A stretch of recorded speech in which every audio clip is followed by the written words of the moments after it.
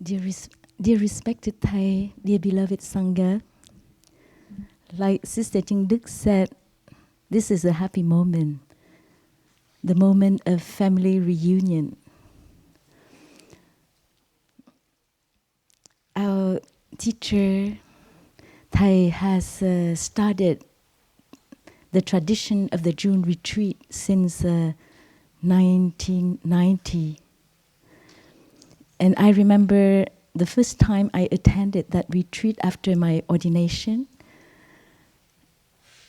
It was in 1994, my first June retreat, and I felt very small and young. And as I organized this retreat only once every 2 years, and for the whole length of 3 weeks, I focused his teachings and practice on a particular theme. So many OI members came to that retreat, to those retreats, and many OI members and Dharma teachers are coming to this retreat. And every time, we monastics, we are very excited to be with this fourfold Sangha, to learn from senior OI members, lay Dharma teachers, and you know, Plum Village has been built up by Thai and OI members. I remember the first time I came to Plum Village was in 1985. There was no monastic except Thai. And Sister Ching Khong, Sister Ching Đức were lay OI members with other members who spend all their free times every summer. They came here 2 weeks, 1 week before the summer retreat started, and stay 1 week after. And the many retreats were run by Thai and OI members, lay OI members. My first US tour with Thai in 1995, the first US tour that Thai brought with him many monastics, and I was very shy.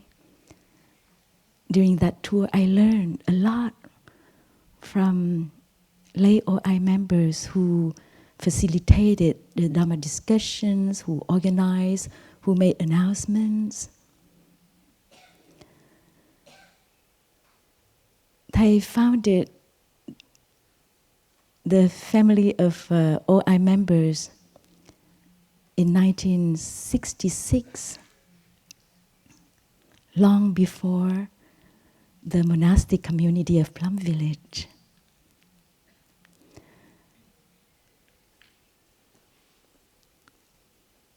And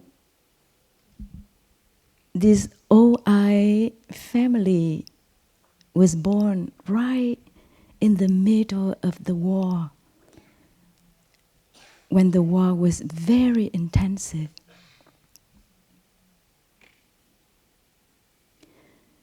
And what makes the difference between a lay practitioner or a monastic practitioner, what makes us different from, what makes them different from an OI member is the practice of the 14 precepts. At that time, we call them precepts. And we still have the original precepts in our first chanting book of Plum Village, all translated by Sister Ching Đức. And at that time, those precepts were still very short. and concise. And in the middle of the war, when they founded this community of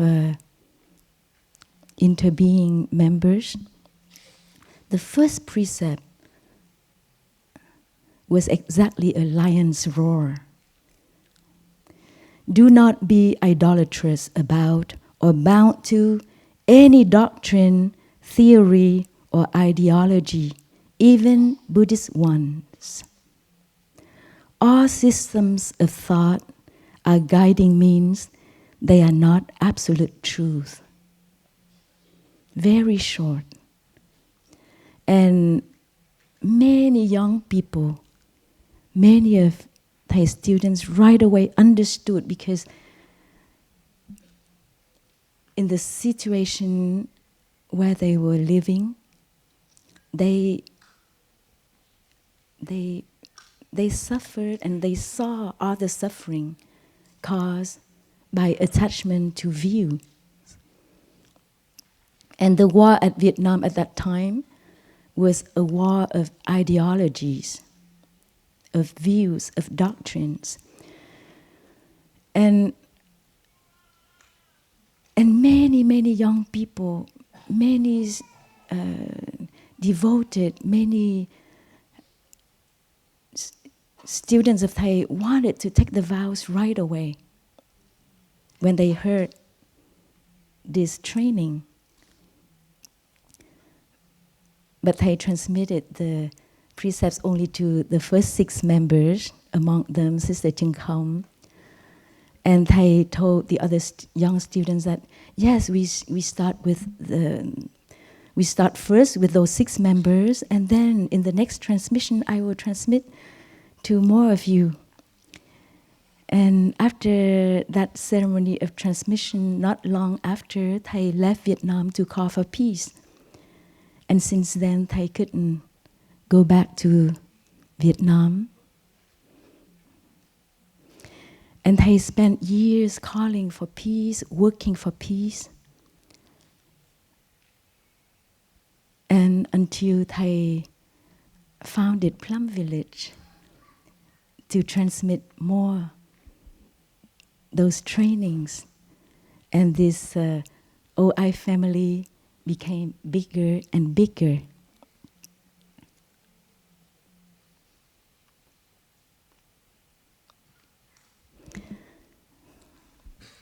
And we often heard Thai say that the first precept is from the Buddha's teachings. It's from the sutras, from the Buddha's teachings.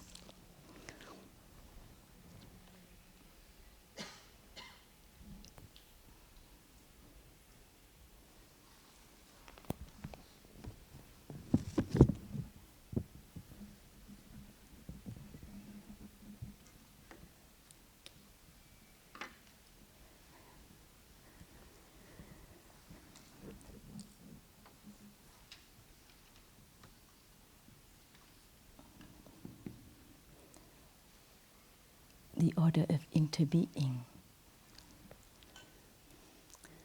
And then in 82, Plum Village. We have Plum Village.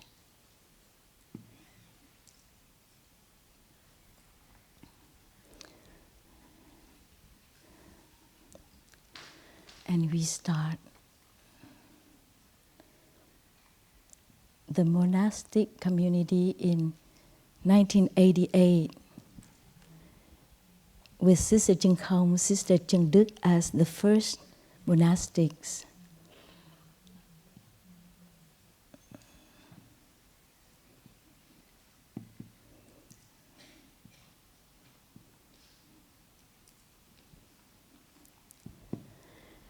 And then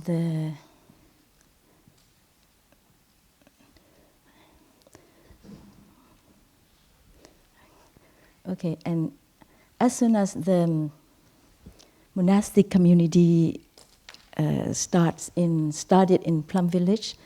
This winter, Thai started the tradition of the winter retreat.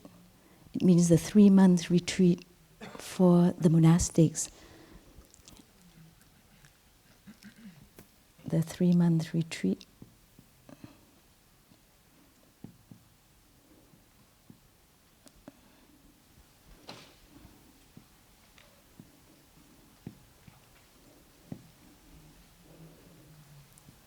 Started. And in 99, 21-day retreat.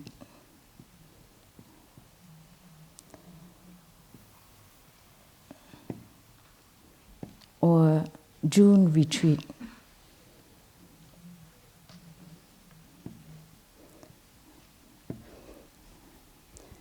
This year is the first time that we shortened the 3 weeks to 2 weeks to make it easy for our lay friends to join, because 3 weeks may be too long for many of you, and many of you cannot afford 3 weeks. So it's the first time that we shortened to 2 weeks. So as soon as Thai has a place, a center, a place to practice and to train his students, Thai started the monastic community, and then Thai started the training, the monastic training with those retreats and the 21-day retreat to train the fourfold Sangha. And we always heard that the first precept comes from the Buddha teaching, and until the 2010 in spring, Thai taught in details, Thai taught the sutra.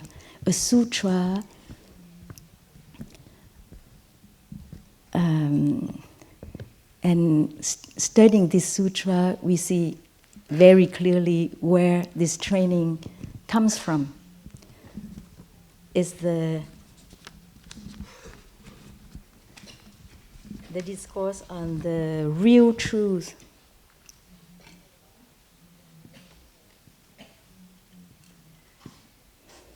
In Vietnamese, Thai translated from the Chinese canon, but in the Pali canon is called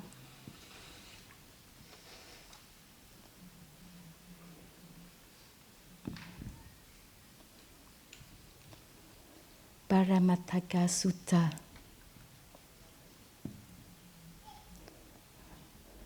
From Sutta Nipata.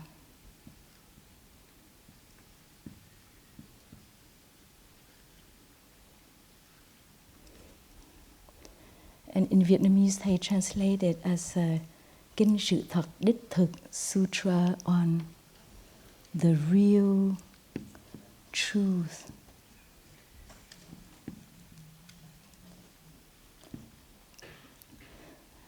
But I see another translation, discourse on the absolute truth.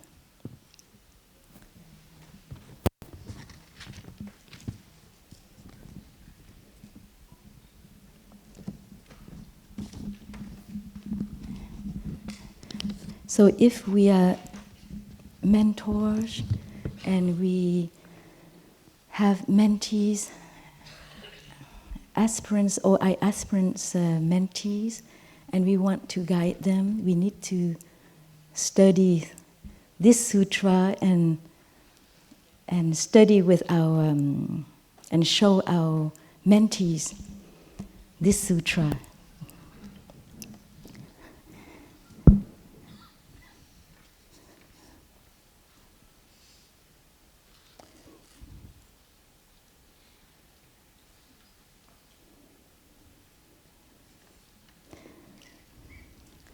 And in this discourse, the Buddha also told the story that many of us have already heard.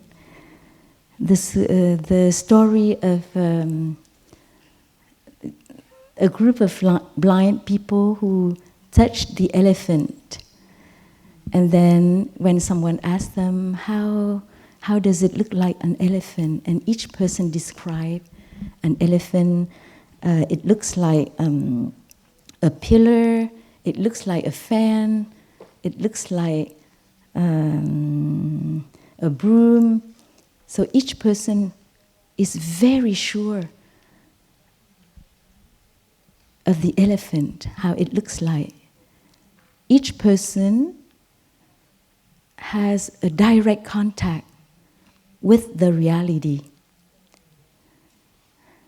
When we have a direct contact, when we can touch the reality, we are very sure that the reality is like that.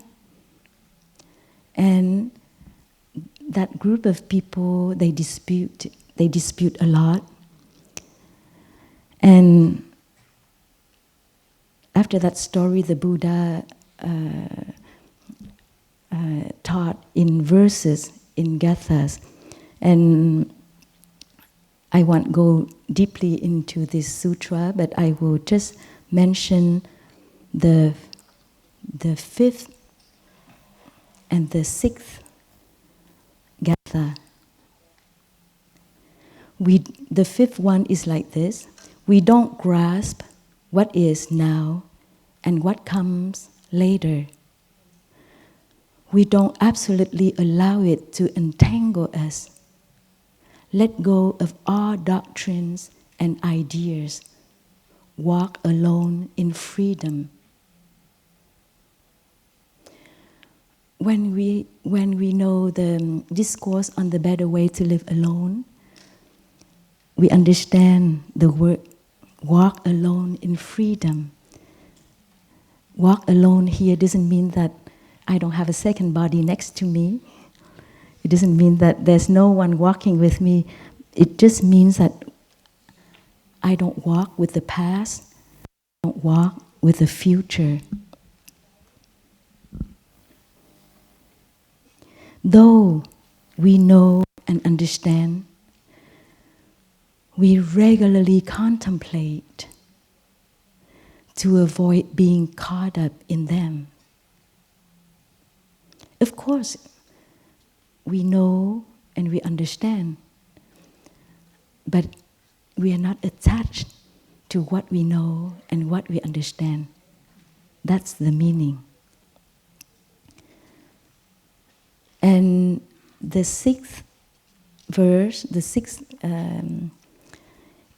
it's a gatha, but when Thai translated, it's easier for us to understand. Thai wrote it in prose. So the sixth gatha is not being trapped in dualistic views, not being entangled in the notions of lifespan or ideas about this life and the next. The wise follows the middle path, contemplating the dharmas to achieve true concentration. Contemplating the dharmas means contemplating things, phenomena, to achieve true concentration. When we practice mindfulness, and if our mindfulness is maintained, we have concentration. So when we talk about concentration, there's mindfulness in concentration, but when we maintain mindfulness for a long time, we have concentration. And this is true concentration. And if we want to have understanding and insight, we must have concentration.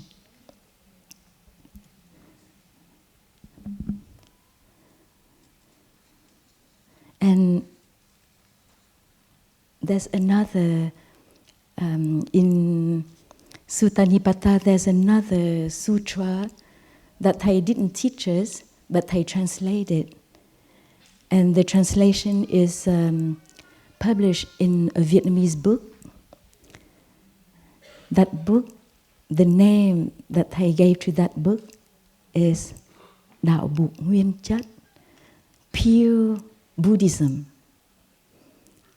Original and Pure Buddhism. Because the sutras in Sutta Nipata, they are very close to the original teachings of the Buddha. It's like now when we want to hear, many of us, we want to study Thay's teachings, really the original, and then we want to listen to Thay's Dharma talks. The talks that are not edited. We don't want any edits. We want to hear the original. And Sutta Nipata is like that. The original, close to, of course, after 2,600 years,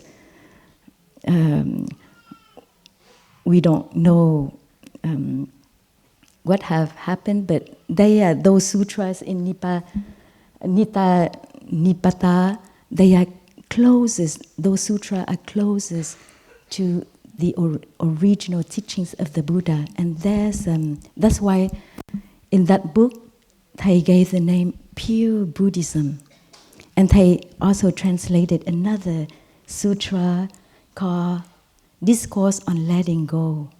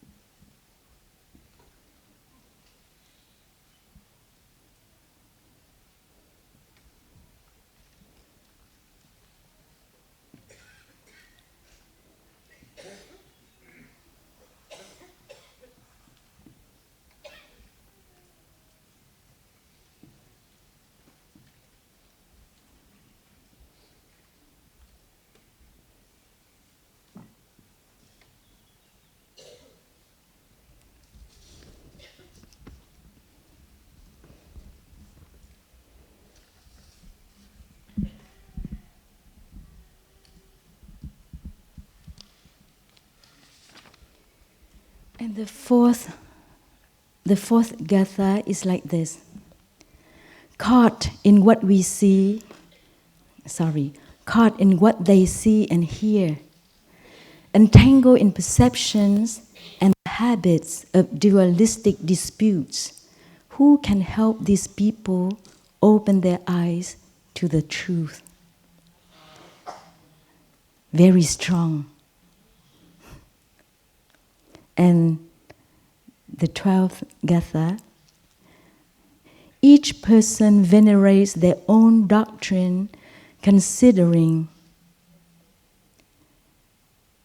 it was personally explained by their master, considering it the pinnacle of learning as it was personally explained by their master.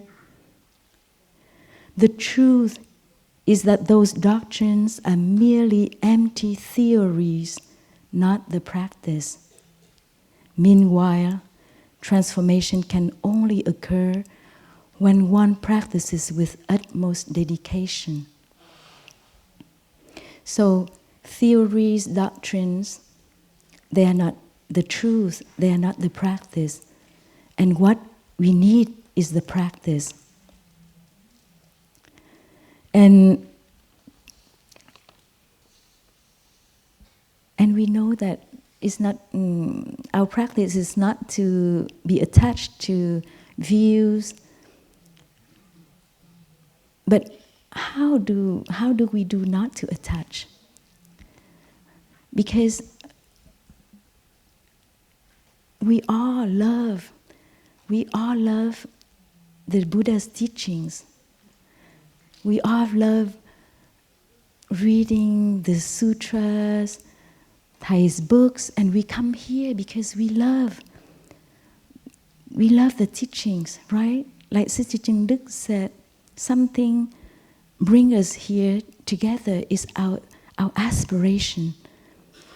We see a beautiful path, and we want to follow that path, and how to do not to be attached to, and how do we know that we have some attachment?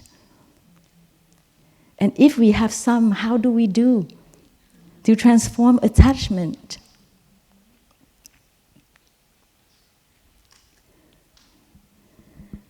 And for me, the more I practice, the more it's difficult. I remember the first retreats in Plum Village when I saw that I was new, I was young, I opened my heart to study, to learn, to listen. But the more I get older in the Dharma, and then I know, when I hear something, I know. And in all the retreats, we do the same thing. Walking meditation every day, chanting every day, listening to Dharma talks every day. It's always the same thing. But I know. So this precept, more and more I see, is difficult. And in the monastic community, we have many meetings.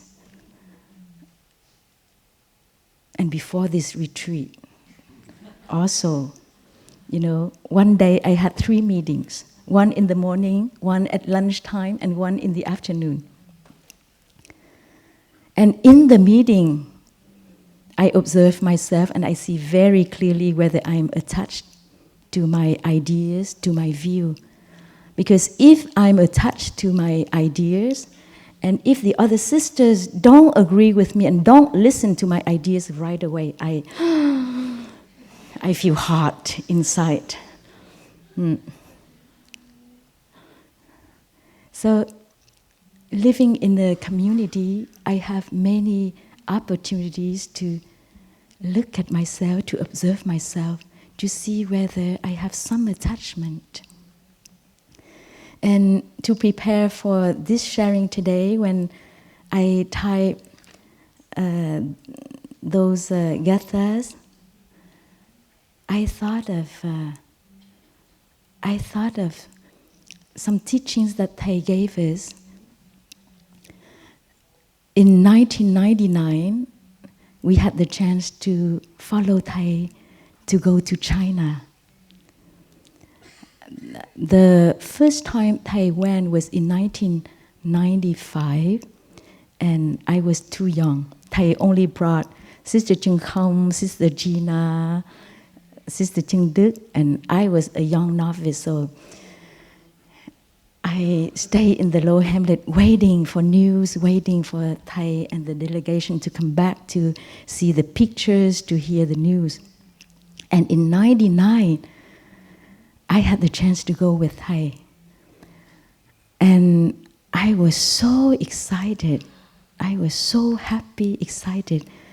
And during the tour, and later on, after that tour, Thầy often told us the teachings of Zen Master Jiu Jiao. In Chinese, is Master. I pronounce in Vietnamese is Jiu Jiao. I know that in the audience there are many Chinese friends. Can you pronounce out loud in Chinese?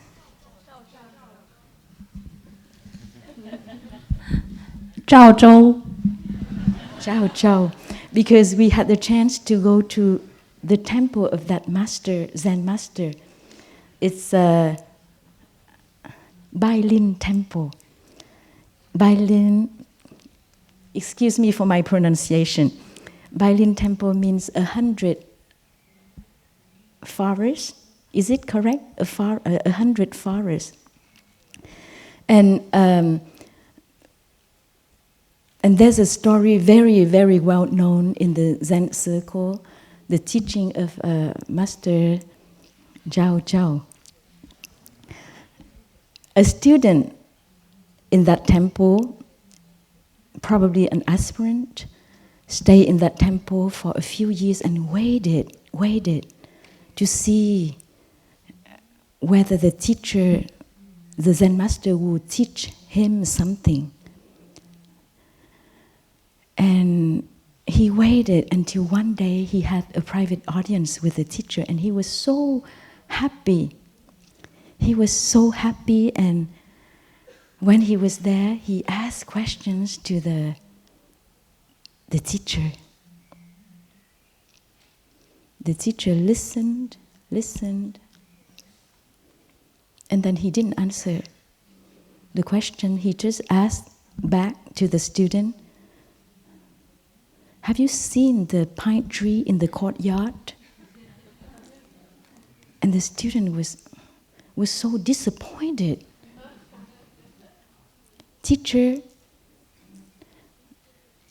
didn't answer my questions, and I waited for so long. And then after that private audience, private meeting, he waited, and then the next time, he asked again. He saw the teacher and he asked again, "Teacher, I've been here for many years, 7 years. You haven't taught me anything." And the teacher answered, "I thought that last time I was not very kind with you, but now I see that you are not kind with me." Because he didn't receive the teaching. And if we don't see what's going on in ourselves and what is there right in front of us, the beauty right in front of us, it means that we are not capable to live in the present moment, to allow ourselves be nourished by what is positive, what is nourishing, all the beauty in us and around us. And we are caught in ideas, in our thoughts. And it also happened in Plum Village.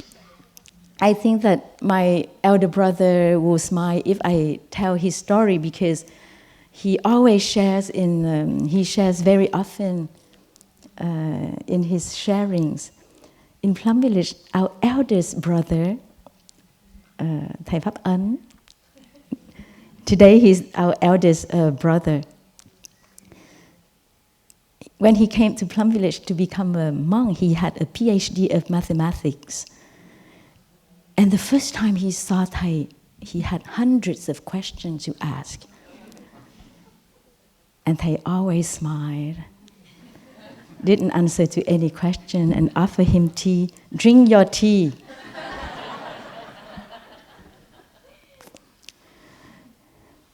That's why now Brother Pháp Hữu, he writes lots of "drink your tea."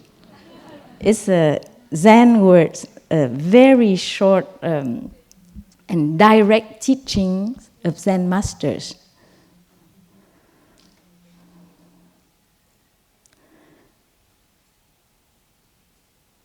And there's another story that I also shared with our friends in the New Hamlet yesterday. Another Zen master. You love Zen master stories, right? So the student came and the Zen master offers him some tea. He prepared the tea and he poured the tea in the cup. And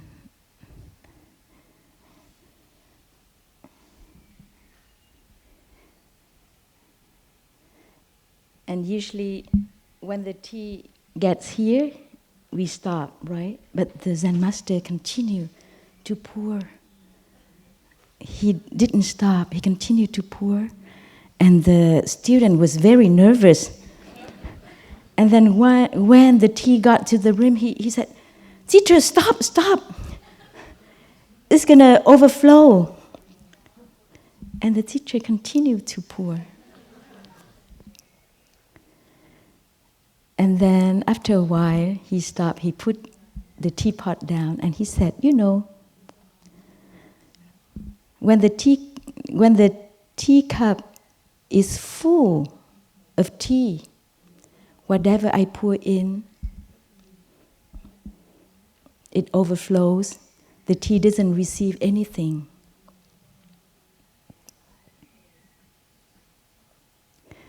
So when we have so many ideas and when we are attached to our ideas, we are like a full teacup.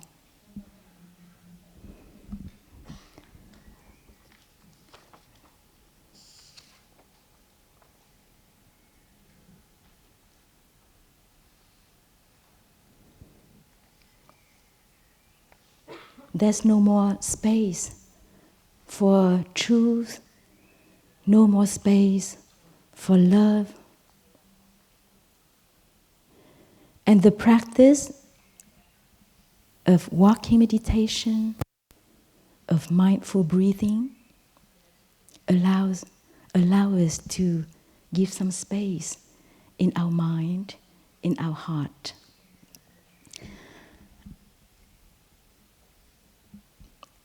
Thầy taught us, sometimes Thầy taught us many things. And then we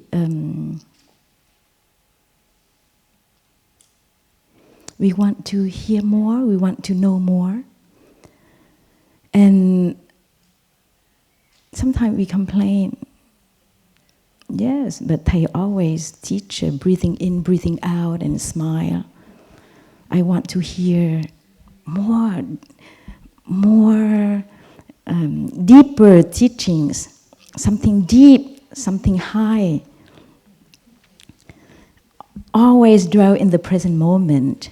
Yes, I know.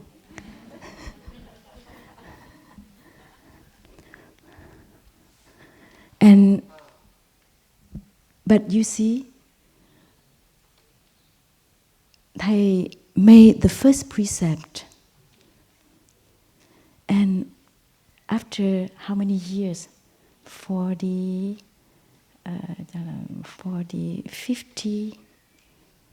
years later, more than 50 years later, because the Buddha's teachings are limitless. There's so many things to study, to learn. But the most important thing is to practice. And when Thầy see that we still need the practice, Thầy patiently, compassionately repeat it. And more than 50 years later, and then when Thầy had the opportunity, Thầy explained this exactly, the first precept, where it comes from, exactly from what sutra, what discourse.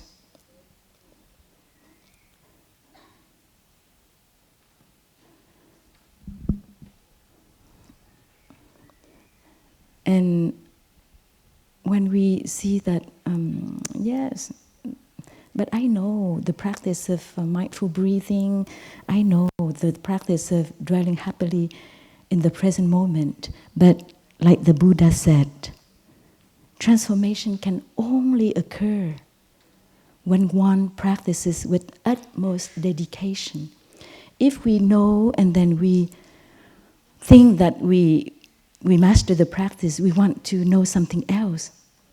And when Thầy saw that transformation didn't happen enough yet, and Thầy repeated again to remind us. The Buddha said the same thing. The teachings are not the practice. Only you practice. Only you get the transformation, and you know how much transformation you get.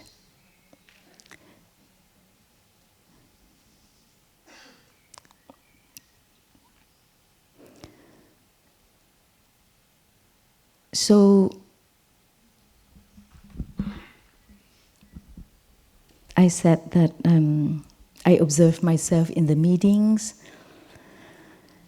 and so whenever I see that I have strong emotions or I have some pain, some suffering, I know that I have some attachment to my view.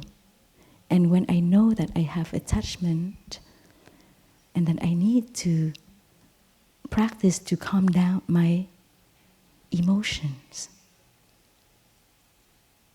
So all those things, Thầy kept reminding us. So as OI members, as Dharma teachers, we need to master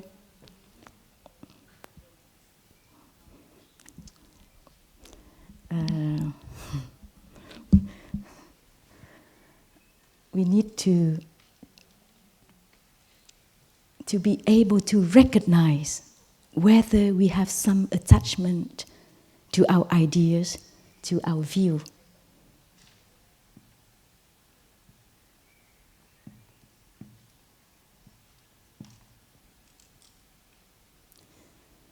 And then the second thing we need to master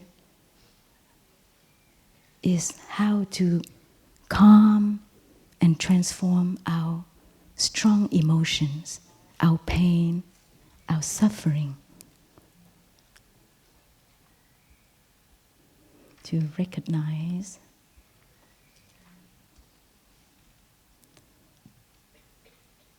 recognizing, calming,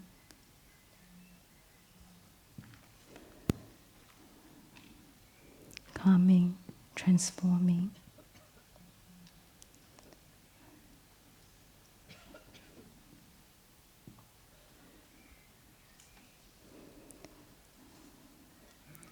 Looking deeply.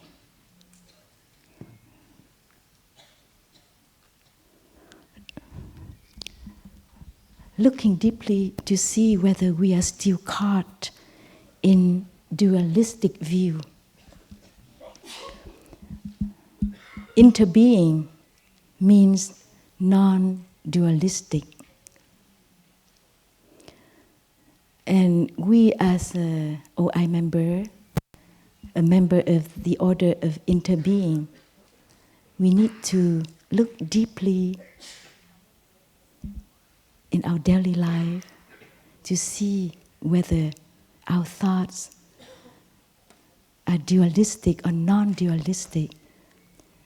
Every thought we have, is it under the light of interbeing? Looking deeply and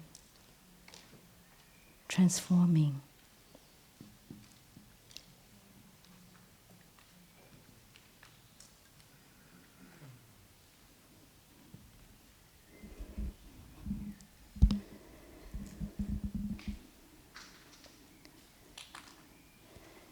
In 1966, when Thầy met Martin Luther King, and when they became very good friends, their aspiration, their dream was to build, to have a beloved community. And Thầy always kept that aspiration in his heart, and he continued to walk on that path, to build. And Thầy was very happy when he saw that today we have a beloved community, and he saw that he was building this community also for Martin Luther King, his dear friend. And we are so lucky, we are the most fortunate people in the world because we have a beloved community everywhere, in many, many countries. And we cannot maintain this community and develop this community if we don't practice non-attachment to view. Because attachment to view is the cause of conflicts, of wars. If we want to cherish and to enjoy this community, all members of the Order of Interbeing, we need to practice. We need to practice it every day. For the first precept, the first mindfulness training, you know, the original precepts were called precepts, and then later on in the West they have changed to mindfulness trainings, because students of Thai in the West said that all precepts are many students don't like the word precepts. Training is much more better, and over the years they have revised the precepts into the trainings, and the trainings are much longer to bring awareness to us. We want to practice those trainings because we are aware of the suffering that is caused by this or by that, and that's why we have the aspiration to practice it. It's not because Thai, our teacher, told us, practice it, and then we practice. And it's also, I think that it's also a skillful means that Thai used to make his students understand deeply those teachings, especially when Thai live in the West with different culture, and Thai, the reason why Thai touched many people's hearts, because Thai contemplated, Thai listened deeply, Thai observed deeply, contemplated, and then used the language of his students. Is also a skillful means to revise the trainings in such a way that people can deeply understand, can be inspired. And so everyone with our heart, we want to follow this path.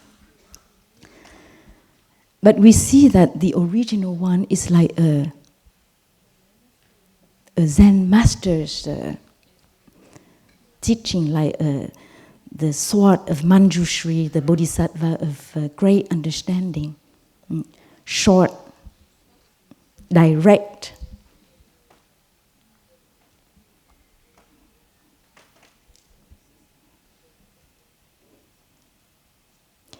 And all the practices that we are doing here, that I repeated for us to remember to do.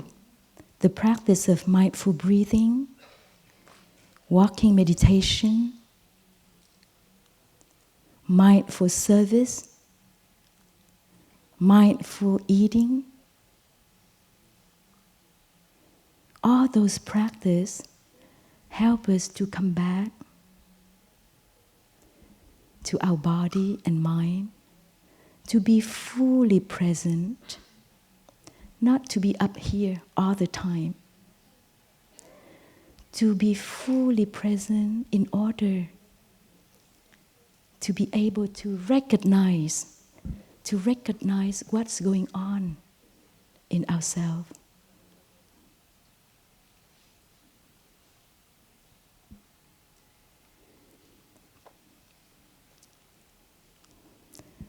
So that we have some space, we always make space in our mind and our heart.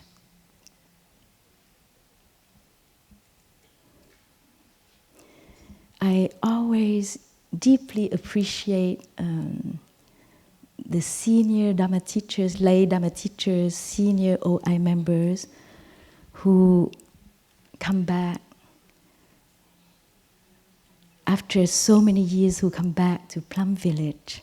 This morning, my heart was so full of joy and gratitude when I saw familiar faces. And I see that with us, always the same energy, the same smiles that you have when you come back here with an open heart to practice. And it's such a great fortune for us to have the opportunity to be together in person, so that we can practice together, we can feel the human contact, we can build sisterhood and brotherhood and siblinghood in each family. And always after 2 weeks, it's very hard to leave. And it's the difference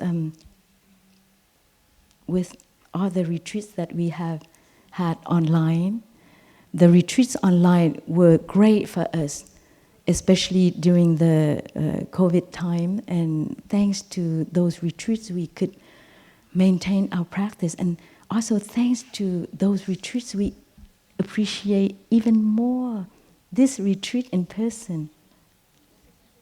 This is an opportunity for us to practice together and to continue to build our beloved Sangha.